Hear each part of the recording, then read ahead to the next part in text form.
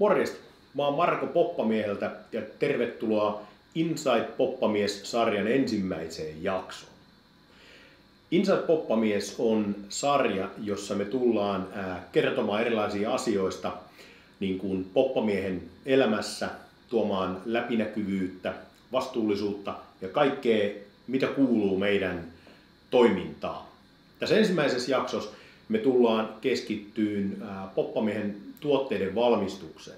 Meidän tuotteitahan valmistetaan ympäri maailmaa. Muun muassa Suomessa meillä on 5 eri valmistajaa, joka tekee tuotteita. Sen lisäksi Ruotsissa, Itävallassa, Portugalissa ja myöskin Costa Ricassa. Ja tässä jaksossa me lähdetään seikkailemaan Costa Ricaan ja tuodaan vähän läpinäkyvyyttä siihen, miten meidän tuotteet tehdään, millaisista oloista ne ponnistaa. Inside Poppamies, Costa Rica, pura vida! Tervetuloa mukaan. Tämä on Inside Poppamies. Jakso 1.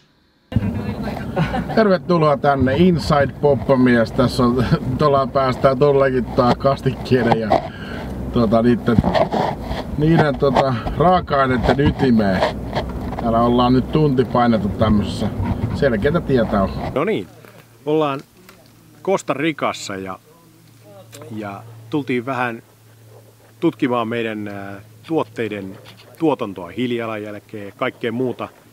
Ja me halutaan tässä vähän avata teille, että minkälaista meidän tuotteiden tuotanto on ja läpinäkyvyyttä tuoda, että miten meidän tuotteiden hiilijalanjälkeä ja muuta kompensoidaan ja miten me tehdään asioita.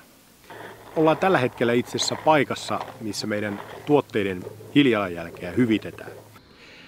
Näiden metsien hiilensidontakyky lasketaan yliopiston toimesta vuosittain.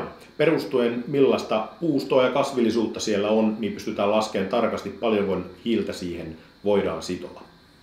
Ollaan tuossa tosiaan menty läpi viidakolta tuntuvaa metsää ja muuta, johon meidänkin kaikkien Costa Ricassa valmistettujen tuotteiden hiilijalanjälki sidotaan. Eli me on päästy ihan katsomaan ja kuulemaan, että miten nämä prosessit toimii. Kaikki täällä jopa riisi viljellään täysin niin kuin omavaraisesti jopa veden suhteen. Eli vesi on kaikki mitä kerätään sadevetenä vuorilta ja muuta ja niillä hoidetaan kastelu täysin.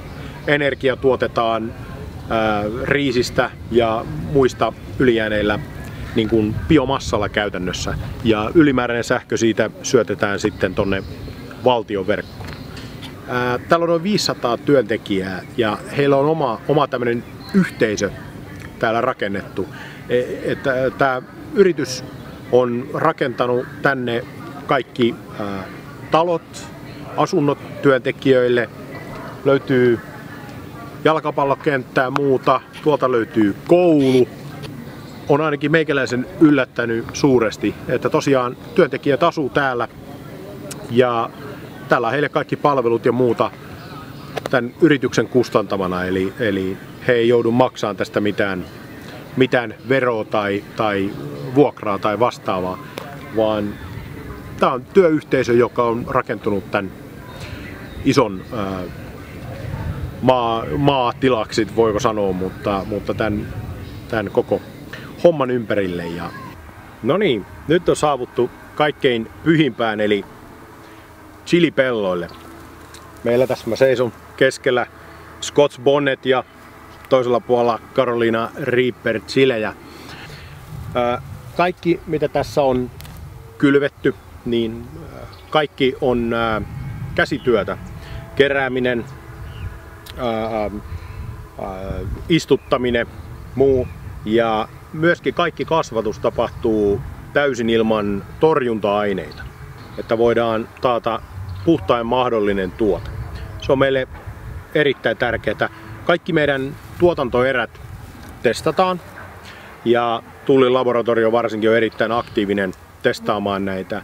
Ja koko meidän 10-vuotisen historian aikana meidän mistään täällä Costa Ricassa tekemistä tuotteista ei ole löytynyt jäämiä, mitä niissä ei pitäisi olla. Eli laatu on ollut erittäin tasainen koko ajan. Ja nyt tässä tehdään seuraavaksi tämmönen laadun tarkkailu, eli Scotch Bonnet saattaa kertoa tietysti jotain siitäkin, mitä meillä tulossa on mahdollisesti, mutta otetaanpa siitä oikein semmoinen reilu haukku ja arvioidaan.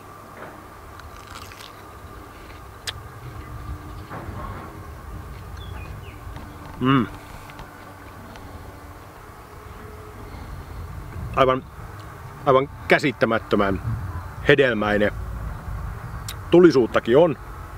Eli tällaisista olosuhteista meidän chilit löytää sitten meidän kastikkeisiin. Eli nämä lähtee tästä tuoreena tehtaalle ja tehtaalla ne sitten pistetään kastikkeen muotoon. Näin lyhyesti. Käytiin tässä, on tämmöisiä testirivejä, missä testataan uusia lajikkeita. Ja sitten jos niitä aina pistetään yksi rivillinen kasvamaan. Et tässä on kasvatettu ensimmäiset Carolina Reaperit. Ja kun on todettu, että se laatu on hyvä, maku on hyvä ja muuta, niin sitten ne siirretään tonne varsinaiseen niin kuin tuotantopuoleen. Tuolla kaukana näkyy, kertovat, että he on just istuttanut 10 000 taimea Carolina Reaperia. Eli ne on kaikkein kaukaisimmat tuolla, mitä näkyy. Niin ne on juuri istutettuja ja saattaa olla niin, että nekin liittyy meidän ensi vuoden suunnitelmiin aika tiukasti, että sieltä on tulossa herkkua pöytään.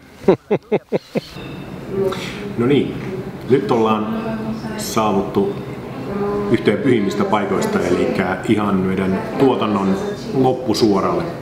Eli me ollaan tehtaan laboratoriossa, jossa viimeistellään reseptejä ja tehdään tarvittavia muutoksia, tutkitaan ravintoarvoja, ennen kaikkea maistellaan. Tässä vietetään seuraavat 2 päivää. Meillä on hurja määrä erilaisia tuotteita, mitä suunnitellaan tulevaisuuteen ja käydään niitä läpi, maistellaan, kokataan, tehdään muistiinpanoja, muutetaan reseptiä, taas tehdään uudet soosit ja kokeillaan. Ja parin päivän jälkeen niin tässä on menty helposti semmonen 100 näytettä läpi, että aika työntäyteistä aikaa on. Poppamies-tuotteet rupeaa olemaan aika lailla tämän näköisessä setissä kohta. Lähdetään maistelemaan vielä viimeisenä savusta Carolina Reaper -kastike.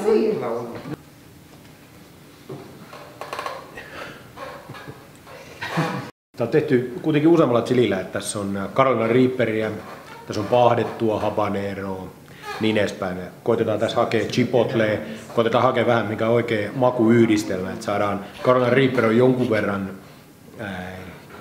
kitkerä tietyllä tapaa, silloin kun sitä on paljon, niin me koitetaan taittaa sitä. Myös se Carolina Reaper on paahdettu.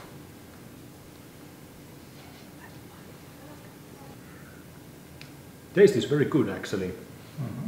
Just maybe a little bit salty, but can feel the heat. Onko siellä potkua? Joo, kyllä tässä potkua on. Se lähtee nousee. Cut to commercial. No niin, nyt kun on saatu täydellinen läpinäkyvyys kaikkea ja muuta, niin meidät halutaan vielä viedä vesiputouksille tähän loppuun. Hiukan arveluttaa, että tähänkö nyt sitten meidät kuopataan. Että.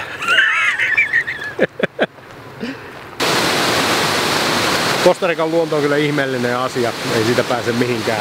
En ole nähnyt vielä sitä luvattua alligaattoria, joka meidät tästä sitten kiertueen päätteeksi nappaa hoiviinsa, mutta ehkä parempikin niin. Mut hei, ei mitään. Tällaista tällä kertaa. Pura vida. Pura vida.